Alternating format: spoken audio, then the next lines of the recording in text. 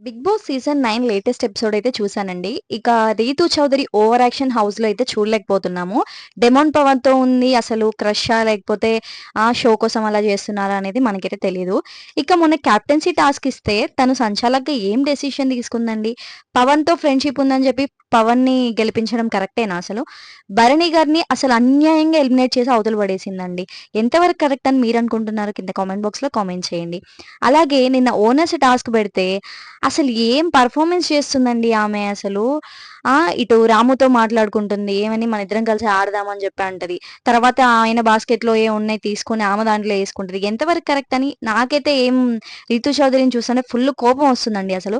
Point లేకుండా మాట్లాడుతుంది. ప్రియాను, శ్రీజ ఒక క్వెషన్ అడుగుతుంటే మీకేంటి మధ్యలో మీకేం అవసరం అని చెప్పి మాట్లాడుతుంది.